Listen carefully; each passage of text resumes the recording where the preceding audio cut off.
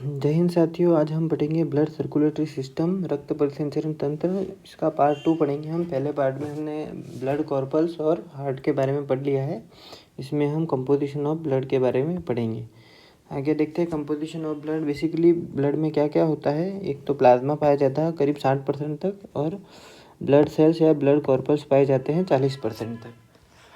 Blood कॉर्पल्स या blood cells में क्या होता है, आरबीसी, इसको इरिथ्रोसाइट भी कहा जाता है, डब्ल्यूबीसी इसको ल्यूकोसाइट भी कहा जाता है, और प्लेटलेट्स थ्रोम्बोसाइट भी कहा जाता है। इसको हम एक एक करके डिटेल में आगे पढ़ेंगे। प्लाज्मा प्लाज्मा ब्लड का फंडामेंटल पार्ट होता है। प्लाज्मा ब्लड का। स्वस्थ मनुष्य में ये 3 से 3.5 लीटर तक पाया जाता है। जो ब्लड होता है हमारे शरीर में 5 से 6 लीटर पाया जाता है। उसमें करीब 60% आप निकालोगे तो 3 से 3.5% प्लाज्मा मिलेगा आपको। प्लाज्मा से सीरम बनाया जाता है। प्लाज्मा का यूज़ क्या है, वो सीरम का निर्माण करता है। और इसका उपयोग क्या होता है, जैसे वैज्ञानिक दृष्टि से देखें तो हम ये दवाइयों की टेस्टिंग के लिए एंटीबॉडी बनाने में काम आता है। जैसे कोरोना के टाइम में आपने देखा होगा, बहुत सारे लोगों का ट्रीटमेंट प्लाज्मा ट्रांसप्लांट की वजह से, प्लाज्मा ट्रांसप्लांट से भी किया गया है।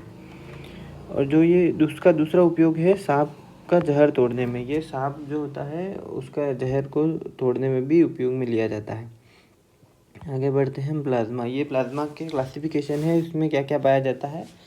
जैसे प्लाज्मा होता है उसमें 92% तक तो पानी पाया जाता है, वाटर पाया जाता है, जल, और 8% तक अन्य जो पदार्थ होते हैं वो पाए जाते हैं। अन्य में क्या क्या है, ठोस जैसे होते हैं, सॉलिड क्या क्या होता है उसमें, प्रोटीन में क्या कौन कौन से प्रोटीन होते हैं, एल्बुमिन, ग्लोबुलिन, हिपेरिन और थ्रोम्बिन। हिपेरिन का काम क्या है, वो ब्लड वेसल्स में ब्लड को जमने से रोकता है, इसके लिए हिपेरिन यूज़ में आता है। और इसमें केमिकल्स कौन कौन से पाए जाते हैं, ग्लूकोज, यूरिया और कोलेस्ट्रॉल पाए जाते हैं केमिकल्स। और कुछ मिनरल्स भी पाए जाते हैं, खनिज भी पाए जाते हैं। इसमें सोडियम आयन हो गया, पोटेशियम आयन हो गया, क्लोरीन आयन हो गया और मैग्नीशियम आयन हो गया। ये 4 खनिज यानी मिनरल्स के आयंस भी पाए जाते हैं इसमें। और गैस की भी मात्रा पाई जाती है। गैस कौन कौन सी होती है, CO2 और O2। ये प्लाज्मा का कंपोजिशन है। 8% तक दूसरे पदार्थ होते हैं और 92% तक जल यानी वाटर पाया जाता है। आगे बढ़ते हैं हम।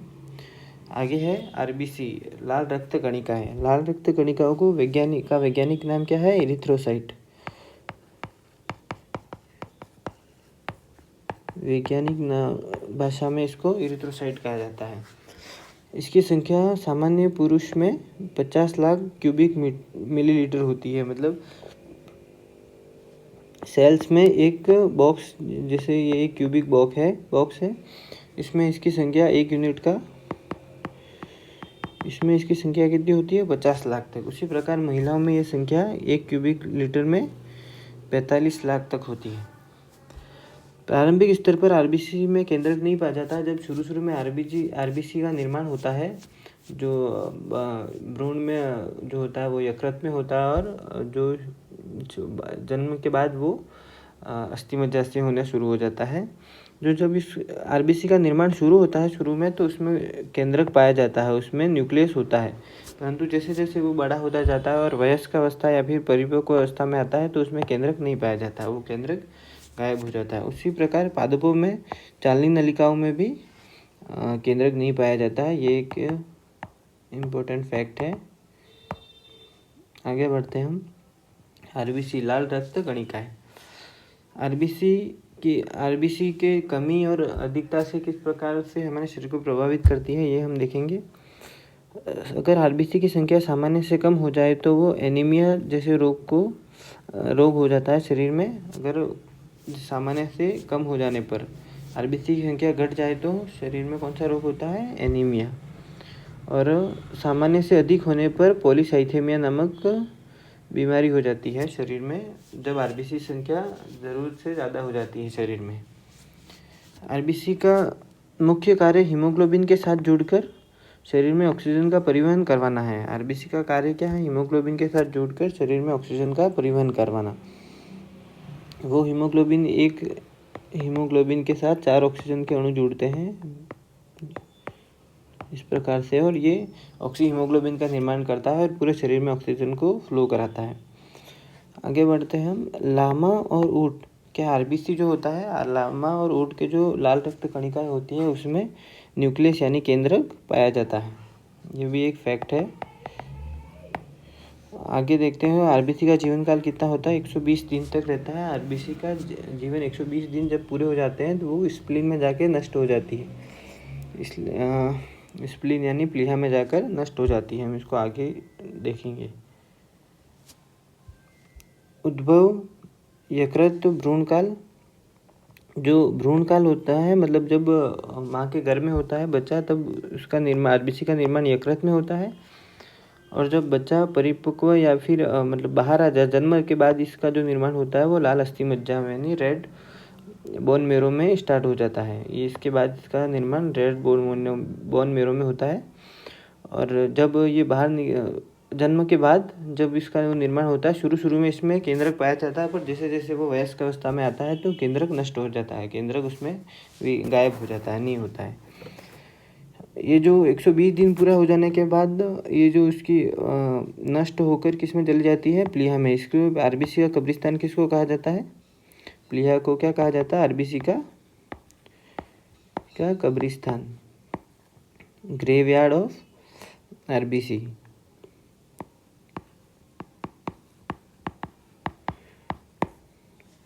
आगे हम देखेंगे इसको शरीर का ब्लड बैंक भी कहा जाता है प्लीहा को। जब शरीर को अधिक ब्लड या फिर आरबीसी की ज़रूरत होती है तो प्लीहा जो शरीर में ब्लड का फ्लो, आरबीसी का फ्लो शुरू करवाता है, इसलिए इसको शरीर का ब्लड बैंक भी कहा जाता है। WBC, श्वेत रक्त कणिकाएं। श्वेत रक्त कणिकाओं का मेन मोटिव उसका प्रतिरक्षा तंत्र को मजबूत करना है। इसको वैज्ञानिक भाषा में ल्यूकोसाइट भी कहा जाता है। क्या कहा जाता है? ल्यूकोसाइट। और इसकी संख्या 7,000 से 11,000 तक होती है। कहीं कहीं पर ये 6,000 से 8,000 भी होती है। आप देख सकते हो इसमें, मतलब अनुमान से 7,000 तक तो करीब होती है, 7,000 से कभी कभी 11,000 तक भी हो जाती है। उसका जीवन काल कितना होता है? 13 से 20 दिन तक ये जीवित रहती है, इसके बाद ये नष्ट हो जाती है। इसका जीवन काल कम ही रहता है, 13 से 20 दिन होता है, जबकि आरबीसी का जीवन काल 120 दिन तक रहता है। इसका निर्माण भी लाल अस्थि मज्जा में होता है। रेड बोन मेरो में इसका निर्माण होता है, जहाँ आरबीसी का निर्माण होता है।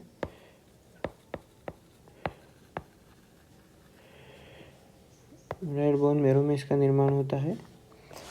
और इसका मुख्य कार्य क्या है? प्रतिरक्षा प्रणाली को निर्माण करना और मजबूत करना। इसकी अधिकता और कमी से हमारा शरीर कैसे प्रभावित होता है वो हम देखेंगे।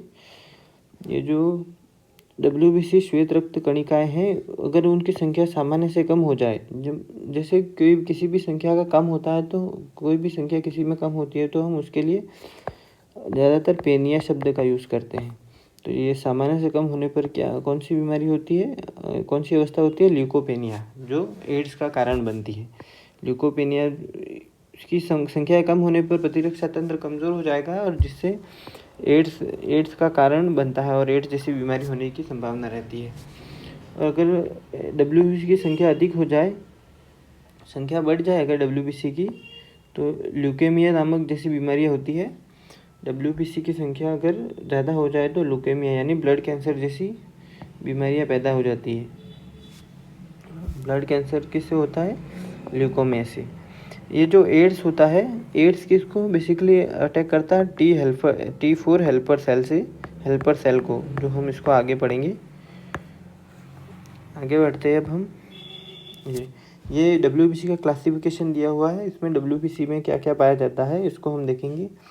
जो कणिकामय स्ट्रक्चर होता है जिसमें कणिकाएं पाई जाती हैं, वो कौन कौन से होते हैं? बेसोफिल। बेसिकली ये क्या एलर्जी जो होती है उसके लिए जिम्मेदार होते हैं। इसमें इसकी संख्या बढ़ जाने पर एलर्जी जो हमें किसी चीज़ से होने लगती है वो बेसोफिल्स की वजह से होती है।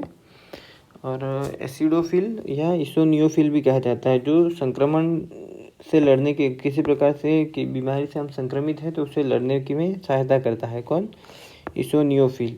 और सबसे ज़्यादा मात्रा में इसमें पाया जाता है न्यूट्रोफिल्स। न्यूट्रोफिल सबसे ज़्यादा मात्रा में पाया जाता है।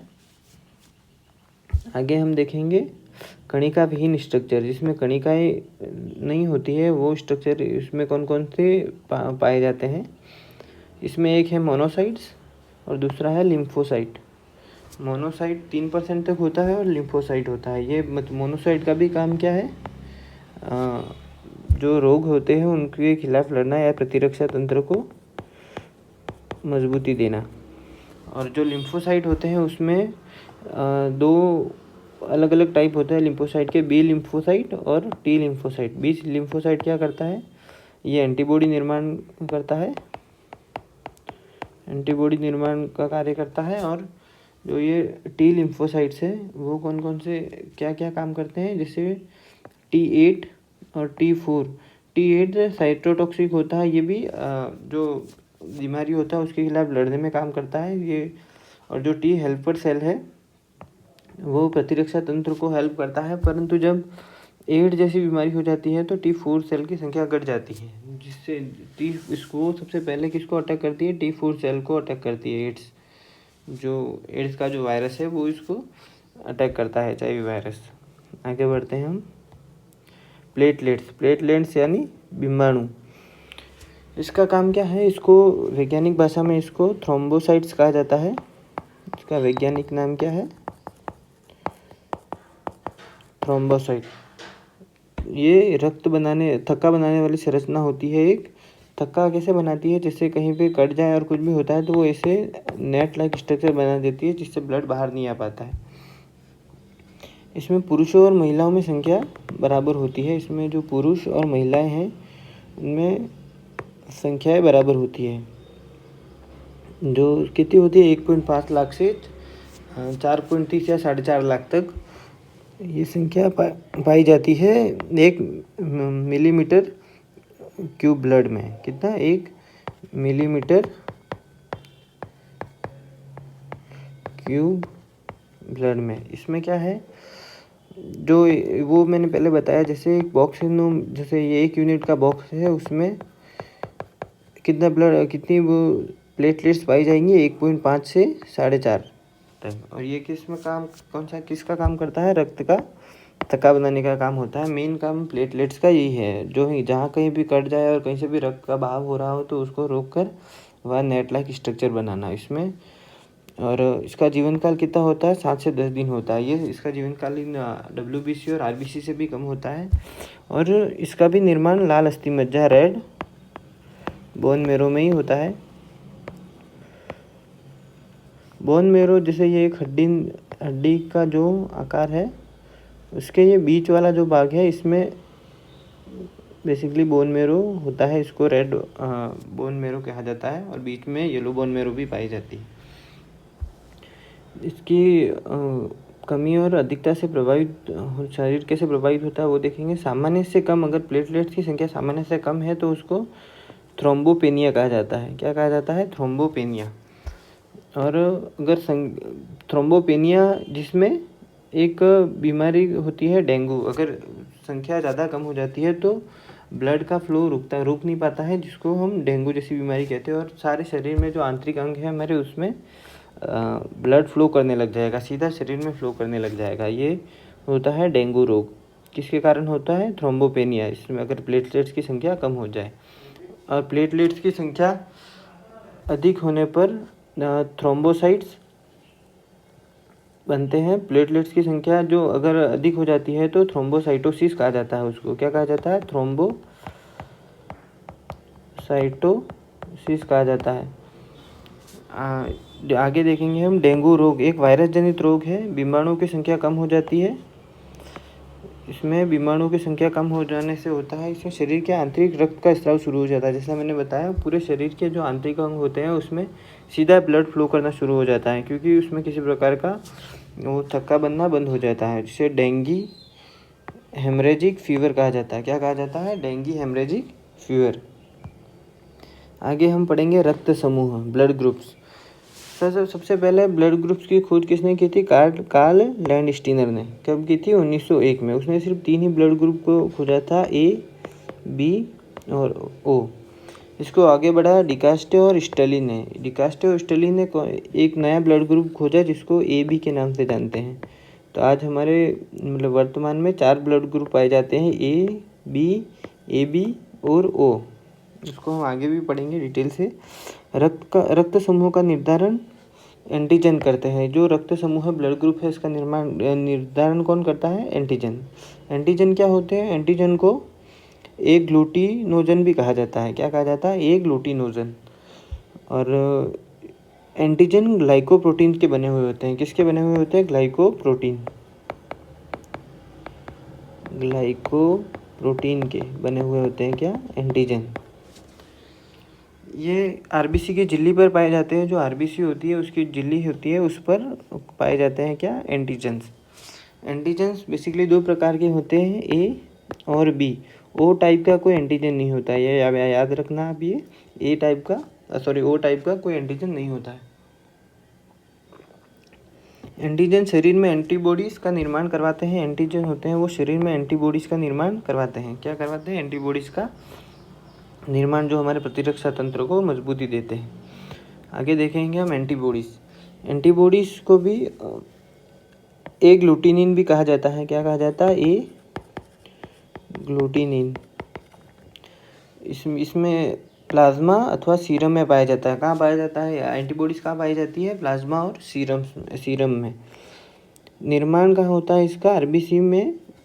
डब्ल्यूबीसी में गामा ग्लोबुलिन प्रोटीन के संश्लेषण के दौरान होता है। जो डब्ल्यूबीसी होती है इसमें गामा ग्लोबुलिन प्रोटीन है, उसके संश्लेषण के दौरान एंटीबॉडीज़ का निर्माण होता है। एंटीबॉडीज़ भी 2 प्रकार की होती है, ए और बी। पर ये एंटीजन्स के थोड़ा अपोजिट होती है। जैसे जहाँ एंटीजन ए पाया जाता है वहाँ एंटीबॉडी कौन सी निर्मित होती है? बी। एंटीबॉडी बी का निर्माण करता है और एंटीजन बी जो होता है वो एंटीबॉडी ए का निर्माण करता है। जब एंटीजन और एंटीबॉडी आपस में, ये जो एंटीबॉडीज़ और एंटीजन है वो आपस में कभी मिलने नहीं चाहिए। अगर वो सेम प्रकार के एंटीजन और एंटीबॉडी मिल जाए तो एक दूसरे को स्कंदित कर देते हैं, जिसे एग्लूटिनाइजेशन की क्रिया कहते हैं। क्या कहते हैं? एग्लूटिनाइजेशन।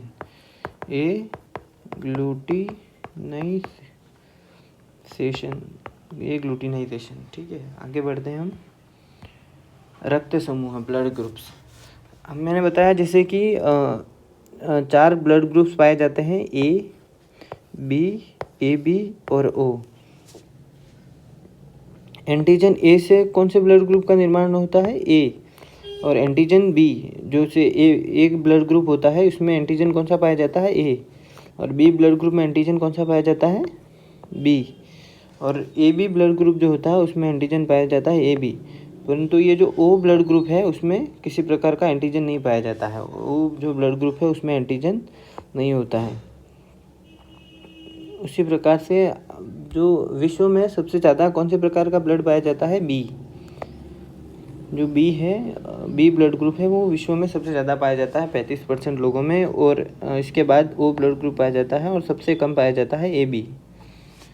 आगे देखेंगे हम, जो ये ए ब्लड ग्रुप है उसमें एंटीबॉडी कौन सी पाई जाती है? बी। ए ब्लड ग्रुप जैसा मैंने पहले बताया, एंटीजन जो ए होता है वो इसके विपरीत एंटीबॉडी का निर्माण करता है। एंटीजन ए एंटीबॉडी बी का निर्माण करता है, एंटीजन बी एंटीबॉडी ए का निर्माण करती है। और जिसमें 2 एंटीजन ए और बी दोनों प्रेजेंट है तो वो किसी प्रकार की एंटीबॉडी नहीं बनाता है, इसलिए ए बी ब्लड ग्रुप में एंटीबॉडीज़ नहीं पाई जाती है। और जिसमें किसी भी प्रकार का कोई एंटीजन नहीं है तो वो एंटीबॉडी ओ ए और बी दोनों को बनाएगा। जैसे ये एंटीबॉडी ए और बी, तो जो ओ ब्लड ग्रुप है उसमें एंटीबॉडी ए और बी दोनों पाई जाती है। ठीक है, हम आगे बढ़ेंगे अब। रक्तदान। जो ये रक्तदान है वो कैसे किया जाता है? जैसे ए ब्लड ग्रुप है, अगर किसी का ए ब्लड ग्रुप है तो उसको कौन वो किस से ब्लड ले सकता है? एक ए ब्लड ग्रुप से ब्लड ले सकता है और ए से ले सकता है, ओ से ले सकता है। और वो किस को ब्लड दे सकता है? ए और ए बी, इन दोनों को ब्लड दे सकता है। कौन? ए ब्लड ग्रुप। और आगे देखेंगे बी ब्लड ग्रुप होता है उसी प्रकार, एक तो बी से ले सकता है, क्यों? क्योंकि ये इसमें एंटीजन बी के पाए जाते हैं, और ओ से ले जाता है, ओ से ले सकता है क्योंकि इसमें किसी प्रकार का एंटीजन नहीं पाया जाता है। और ये जो है किस किस को दे सकता है? बी को और ए बी और ए बी को बी ब्लड ग्रुप वाला ब्लड दे सकता है। आगे देखेंगे हम ए बी ब्लड ग्रुप है, वो लगभग सभी प्रकार के ब्लड ग्रुप से ब्लड दे सकता है क्योंकि इसमें दोनों प्रकार के एंटीजन पाए जाते हैं। जैसे ए ब्लड ग्रुप से भी ब्लड ले सकता है, बी से भी ले सकता है, ए बी से भी ले सकता है और ओ से भी ले सकता है, परंतु वो सिर्फ एक ही ब्लड ग्रुप को दे सकता है, ए बी ब्लड ग्रुप को ही वो ब्लड दे सकता है, दूसरे किसी को नहीं दे सकता। इसलिए इसको ए बी को क्या कहा जाता है? सर्वग्राही कहा जाता है, क्योंकि वो सभी प्रकार के ब्लड को एक्सेप्ट कर लेता है। इसको यूनिवर्सल एक्सेप्टर कहा जाता है। आगे देखेंगे हम ओ ब्लड ग्रुप जो होता है वो यूनिवर्सल डोनर कहा जाता है। क्यों? क्योंकि ये ए को भी ब्लड दे सकता है, बी को भी दे सकता है, ए बी को भी दे सकता है और ओ को भी दे सकता है। इसको यूनिवर्सल डोनर कहा जाता है, सर्वदाता कहा जाता है ओ को। परंतु वो सिर्फ ब्लड ओ से ही ब्लड ले सकता है और किसी प्रकार के ब्लड को वो एक्सेप्ट नहीं करता है। समझ में आ गया ब्लड डोनेशन कैसे होता है? तो आगे देखेंगे अब हम आरएच कारक की खोज किसने की थी? कार्ल लैंडस्टीनर और वीनर। कब की थी? 1940 में। किस में? मकाका रिसीस बंदर में। ये जो रिसीस शब्द है उसमें आगे आरएच लगता है, उसी से आरएच शब्द को लिया गया है, इसलिए इसको आरएच कारक कहा जाता है। आरएच कारक जो होता है वो एक प्रोटीन होता है जिसे डी एंटीजन कहा जाता है। डी एंटीजन प्रोटीन होता है आरएच कारक जो होता है वो। आरएच कारक की उपस्थिति आरएच पॉजिटिव ब्लड ग्रुप कहा जाता है। जिसमें आरएच कारक उपस्थित होता है वो उसको आरएच पॉजिटिव ब्लड ग्रुप कहते हैं। जिसमें आरएच कारक अनुपस्थित होता है उसको आरएच नेगेटिव ब्लड ग्रुप कहते हैं। आगे बढ़ते हैं अब हम। विवाह के लिए योग्य अयोग्य जोड़ा, कौन सा जोड़ा विवाह के लिए अयोग्य होता है उसको हम देखेंगे। जो आरएच फैक्टर है वो उसको कैसे प्रभावित करता है। जो आरएच पॉजिटिव ब्लड ग्रुप का पुरुष और आरएच नेगेटिव ब्लड ग्रुप की महिला अगर विवाह करते हैं तो उनका पहला बच्चा जो होता है वो तो सुरक्षित होता है। पहला बच्चा को जन्म में या फिर उसमें कोई दिक्कत नहीं आती है, परंतु उसके जब प्रसव के दौरान जब बच्चे का जन्म होता है तब उसके गर्भनाल का कुछ ब्लड माता के गर्भाशय में रह जाएगा, जिससे एंटीबॉडी वो क्या करता है? एंटीबॉडी उत्पन्न करता है अंदर जो गर्भाशय में। तो वो उसको जो उसका अगला बच्चा होगा उसको इफेक्ट करेगी, क्योंकि उसमें पहले से एंटीबॉडी बनी हुई है। तो अगला बच्चा जो होता है वो असुरक्षित होता है। बच्चा गर्भावस्था में ही मर सकता है, जिससे इरिथ्रोब्लास्टोसिस फिटेलस कहा जाता है। अगर बच्चा या तो गर्भावस्था में ही मर जाएगा या फिर बाहर आकर भी उसको 2-3 महीनों में वीकनेस की वजह से वो मर सकता है। जो गर्भाशय में अगर बच्चे की मृत्यु हो जाए तो उसको क्या कहा जाता है? इरिथ्रोब्लास्टोसिस फिटेलस। ये किसका किस कारण से होता है? आरएच फैक्टर की वजह से। ऐसी स्थिति से बचने के लिए प्रसव के 24 घंटे के भीतर आरएचडी और आरएचओ का टीका लगाया जाता है। जैसे हमारे वर्तमान में डॉक्टर क्या करते हैं, अगर ऐसा कोई केस मिलता है उसको इस कैटेगरी का, तो वो बच्चे के जन्म के 24 घंटे के भीतर आरएचडी और आरएचओ का टीका लगा देते हैं, जिससे बच्चा सुरक्षित रहता है और ऐसी स्थिति से बच सकते हैं। आगे बढ़ेंगे हम। एक टर्मिनोलॉजी है मैथ हीमोग्लोबिन या कार्बोक्सी हीमोग्लोबिन। हीमोग्लोबिन ऑक्सीजन के 4 परमाणु के साथ सहयोग करता है। हमने पहले देखा जैसे हीमोग्लोबिन है वो ऑक्सीजन के 4 परमाणु के साथ संयोग करता है और ऑक्सी हीमोग्लोबिन का निर्माण कराता है, जो ऑक्सीजन के परिवहन का कार्य करते हैं। ये एक अस्थायी यौगिक होता है। इसका कार्य क्या होता है? ऑक्सीजन का परिवहन करना। पर कभी कभी क्या होता है, जो ये हीमोग्लोबिन है, जिसे हम किसी बंद कमरे में अगर कोई आग जला देते हैं तो उससे क्या है? CO2 गैस उत्पन्न होती है। और पहले तो वो CO2 से रिएक्ट करता है और फिर धीरे धीरे जब ऑक्सीजन की कमी होने लगती है तो वो CO के साथ मतलब कार्बन मोनोऑक्साइड के साथ संयोग करना शुरू कर देता है। ये जो कार्बन मोनोऑक्साइड के साथ हीमोग्लोबिन सहयोग करना शुरू कर देता है, जो एक स्थायी यौगिक बन जाता है। इसमें बहुत सारी मात्रा में ऑक्सीजन को वो एब्जॉर्ब कर लेता है। इस वजह से क्या होता है, जो वहाँ उस कमरे में ऑक्सीजन का की परिवहन जो है, ऑक्सीजन का प्रवाह वो बाधित हो जाता है और वो ऑक्सीजन जल्दी से नहीं ले पाते हैं, जिस वजह से कभी कभी इंसान की मृत्यु भी हो जाती है। प्रायः ऐसी स्थिति कब होती है, बंद कमरे में आग जलने से ही उत्पन्न होती है। ये ज़्यादातर केस में जब बंद कमरे में आग लग जाती है, इसी केसेस में ऐसा होता है। आगे हम देखेंगे blue baby syndrome. Blue baby syndrome में क्या होता है, जैसे आजकल जो पानी होता है वो बहुत ही अनप्यूरिफाइड रहता है, उसमें डिटर्जेंट्स वगैरह मिक्स हो जाते हैं, जिस वजह से उसमें नाइट्रेट की मात्रा बढ़ जाती है। जो फिर हम पानी पीने में यूज़ करते हैं उसमें नाइट्रेट की मात्रा बढ़ जाती है। तो जो शरीर में फेरिक आयन होता है Fe+, उसके साथ नाइट्रेट आयन जो होता है वो रिएक्ट कर देता है और दोनों सहयोग करके नाइट्रेट आयन सहयोग साथ मिलकर एक कॉम्प्लेक्स बना देते हैं, जिससे ऑक्सीजन की मात्रा कम होने लगती है। और जो कॉम्प्लेक्स बन जाता है उससे ऑक्सीजन की मात्रा धीरे धीरे कम होने लग जाती है और हाइपोक्सिया की स्थिति उत्पन्न हो जाती है शरीर में। इस कारण शरीर का ऑक्सीजन की कमी होने के कारण शरीर का रंग नीला पड़ जाता है। हमने देखा जब वेन्स में मतलब जब ऑक्सीजन कम होगा शरीर में तो उसका रंग कैसा हो जाएगा, नीला पड़ने लग जाता है रंग। इस ऑक्सीजन हाइपोक्सिया की स्थिति जो उत्पन्न होती है, इसके कारण शरीर का रंग नीला हो जाता है। इसको ही कहते हैं हम ब्लू बेबी सिंड्रोम। ये पानी की अशुद्धता के कारण होता है। आज के लिए इतना ही दोस्तों, धन्यवाद, जय हिंद।